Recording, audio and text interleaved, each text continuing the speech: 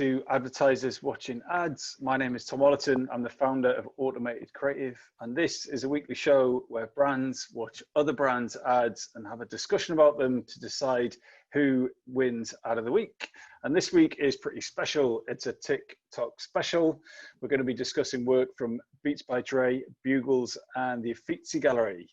And this show is brought to you in partnership with the Conscious Advertising Network. So please go and check those guys out.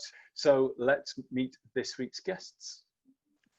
Hi, I'm Arjun Bose. I am Head of Culture and Experience at General Mills for Europe, Australasia. Hi, I'm Sunny. I'm the Social and Content Planning Lead at Pernod Ricard UK. Hello, my name is Richard Norton, co-founder of Bristol creative technologist Tiny Giant. Fantastic, guys. Thanks so much for joining. Right, so first up, Nort, we have your advert. Can you give the audience a bit of context around this ad? But what I put on the table is basically some content from the Uffizi Gallery in Florence. Nails, hair, hips, heels, ass, fat, lips, real, purse, full, big bills, bitch, I'm a big deal. Legs, face, eyes, thin waist, thick thighs, you, me, you, wish, new phone, who, this, pussy, puss, give him cunt, bitch, mama, yes, God, then you pop that tongue, bitch, this whole club is my runway, run, bitch, y'all 5, 4, 3, 2s, I'm a one, bitch. Girl, what did that girl just say, girl?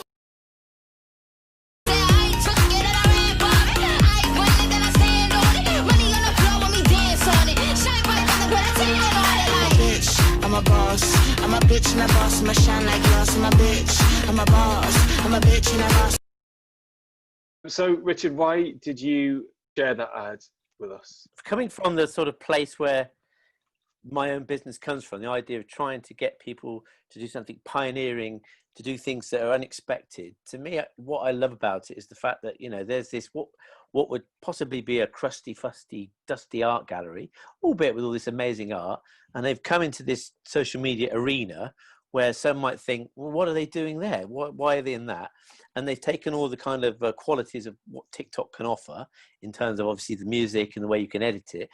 And in effect, they've taken all those great pieces of art and they've turned them into kind of little micro stories that kind of feel very resonant and very modern today. So Sonny, what was your take on that? Did you think that it was just right to, as Richard says, attract a younger audience, or are they being disrespectful? I feel like it's such a nice blend of old and new. And when you look at like who they're trying to attract, you know, the younger Gen Zers, like this is exactly the way they consume content. And I think it's brilliant. Yeah, I love it. How about you, Arjun? Do you think this is a large, sprawling marketing organization, or do you think some Gen Zers got their hands on the TikTok account, run around the gallery and just done it and asked for permission afterwards? Probably the latter, Tom. But I think I have to say, you know what? It makes you smile. And I think what's interesting is that it's so unexpected. Clearly, they've given the keys of their account to some hyper creative young Gen Zer who understands TikTok. I guess my question here will be, what is the objective? Is it going to make me more interested in Renaissance art? Is it going to make me think about, you know, those artists from the time of Michelangelo, Raphael, and am I going to suddenly develop a deep interest in it? Is it going to make me want to come to Florence and check out the Uffizi Gallery? I don't know. Oh, I think they've done a Banksy on their own art. They've sort of abused it. And yeah, they have. And I think they know they've done that and they're cool with it. Arjun, you are next. Can you please give us some context around your TikTok? Sure. So this TikTok is Beats by Dr. Dre's debut on TikTok. It's their first ever campaign. And for that, they jumped into TikTok for the first time, using the creation, you know, building on the creation of a new music video by the singer called Ashniko. And that really plays up the Beats Daisy challenge. And it's a very recent campaign. It went live on Saturday, 11th of July. And what's nice about it is that it invites the TikTok community's participation over a 4-week period that's tied into separate challenges that essentially ties into the launch of 4 different colors of Beats's new, I think it's called Power Beats Pro headphones. So there's a blue, there's a yellow, there's a pink, and a red. I'm teaming up with Beats to make a kick-ass, colorful video for my new song, Daisy.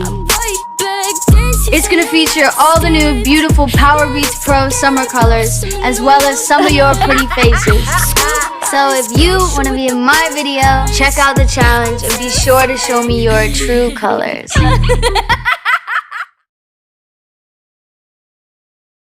So Arjun, tell us why you chose that video. So for me, it's really pushing the limits of traditional marketing and creating a campaign that has impact. It's clearly, you know, it's phased because it's using these separate challenges, and it's using, I believe, what is two of their most sort of premium offerings. One is the hashtag challenge, which allows brands to directly engage the TikTok community and tap UGC, as well as what is called Top View, which is I think it's a full screen 60-second immersive ad that appears as soon as a user opens the application, so you can't miss it. So it's almost unmissable. So Sunny, how does that land with you for some of the brands you represent? It's a clear visual language, and Beats have that shine and that bounce in the actual product, and you see that reflected in the creative itself. And then when they dig into all of the colors, it's hard to do both. Like a lot of brands associate with color, but it's like, what is it, color literally or color metaphorically? And they've actually done both in a really cool way. Richard, do you think there's a lot of creative skill here? Do you think that they've got a famous face and bought essentially a TikTok takeover? Have they made it pretty much impossible for anyone to ignore this? And to be honest, in my forays in TikTok in the last 2 or 3 weeks, or certainly, no, it's probably the last week, all I've ever seen on my first time I turn it on is that advert, to be honest, to the point of almost insanity of seeing Ashniko's face. So I went and had a look at some of the content that was being created, because like Arjun said, it's like a 4-week challenge. And so the old Sturgeon's Law kicks in, doesn't it, where 90% of everything is crap. So you go to all the people who have done all the content and wants to get in a video. To be honest, the entertainment there, it's kind of great for Beats That Association, because you just find yourself scrolling along. You're looking for the brilliant, but you're also looking for the spaff as well. But is there a massive, massive idea to it? I don't think so. But the elements are there because they're the first to sort of take the power of TikTok and turn it into something with a music artist. So finally, Sunny, we have your ad, your TikTok. I apologize. Do you want to tell us a bit about this? Yeah, so it's not an ad. Well, it's a piece of content, or I guess a brand channel that I think there's sort of no bells and whistles from a strategic consumer journey planning point of view. It's just a good content feed that's in line with the platform, which is Bugles, the Bugles TikTok channel. And just looking at a few pieces of content over the last kind of quarter.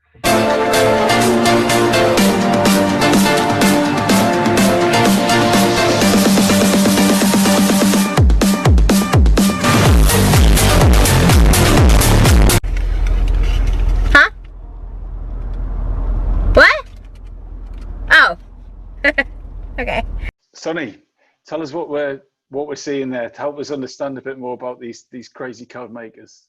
Okay, so one of the things it's good context to know is that they're cone-shaped crisps, but as you can see, you can put them in places. And like people from growing up, we used to put them on our fingertips, and that was like the thing to do.